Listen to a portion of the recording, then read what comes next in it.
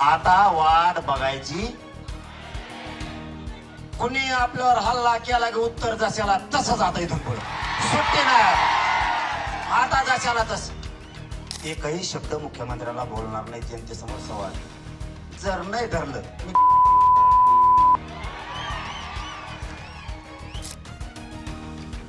मग जर हे मुख्यमंत्र्यांच्या हातात सत्ता येऊन अधिकार येऊन जर मराठ्यांना न्याय मिळत नसला आणि तुम्ही जातीयवादी मंत्री जर पोचणार असलात तर आम्हाला दंडुके हातात घ्यावा लागणार आहे.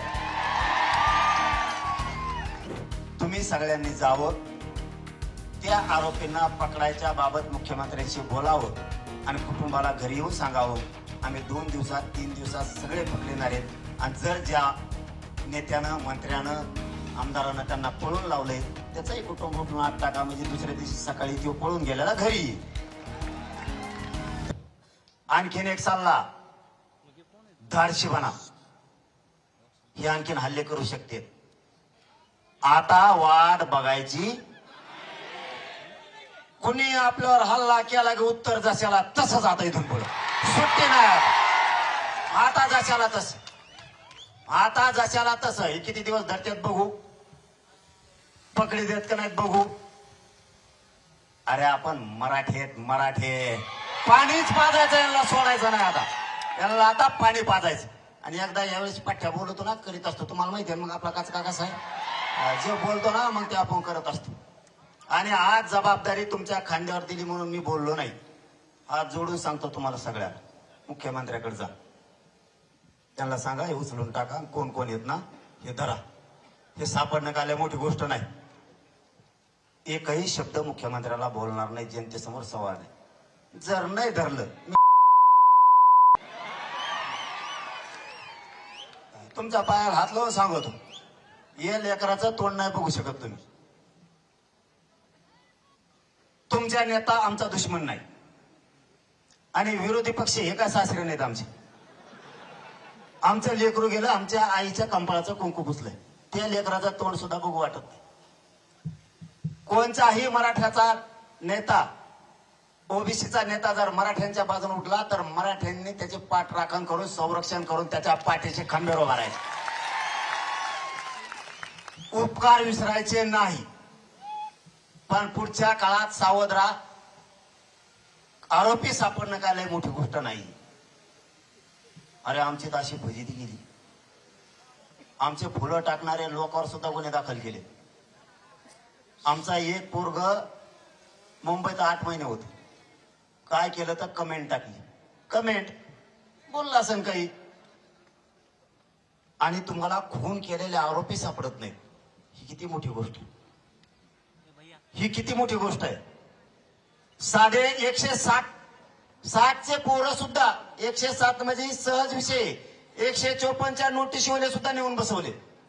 तुम्हाला आरोपी सापडत नाही. सरकार आलंय,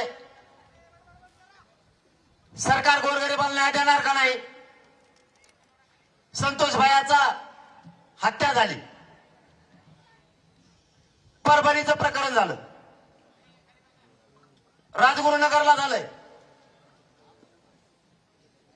त्याच्यानंतर उरणमध्ये झालंय, काल धाराशिव मध्ये झालंय, आंबड मध्ये एका मुलीला फाशी घ्यावा लागली, तरीही ते रॅकेट पकडलं जात नाहीये. परवा रात्री पुन्हा एका मुलीला छेडछाड करून तिथं त्या आरोपीला जाऊन सांगितलं मला सत्तेचं पाठबळ आहे, मला कोणी अटक करू शकत नाही, मी या पोरीला घरात घुसून उचलून नेणार, असा आरोपी म्हणतोय. मग जर हे मुख्यमंत्र्यांच्या हातात सत्ता येऊन अधिकार येऊन जर मराठ्यांना न्याय मिळत नसला आणि तुम्ही जातीयवादी मंत्री जर पोचणार असलात तर आम्हाला दंडुके हातात घ्यावा लागणार आहे.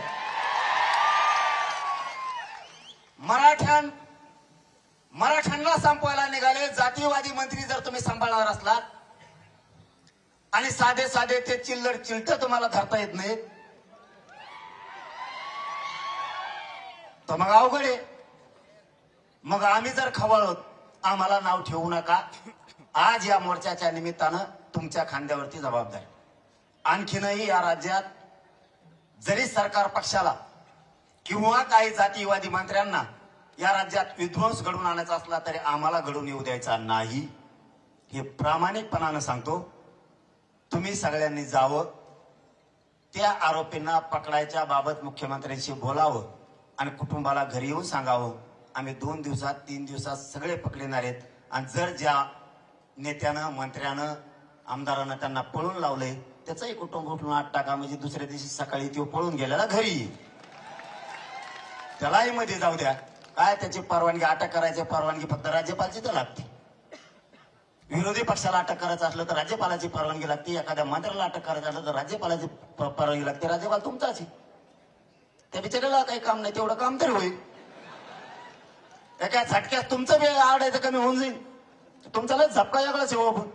ते टीव्हीवर बघले का थुतारा झाले म्हणतात लोक. मग ते म्हणतात मी समाजाच्या बाजूच्या माणसाच्या बाजूने मी आणि समाज कायम राहणार, मग तो कोणी पण असू दे, तो कुठल्याही पक्षाचा असला तरी आम्ही त्याच्या बाजूने राहणार. माझी शेवटची विनंती आहे, संतोष भैयाला न्याय देण्यासाठी तातडीनं सगळ्याला उचलायचा सांगा, नसता हे राज्यभर लोन जाणार आहे.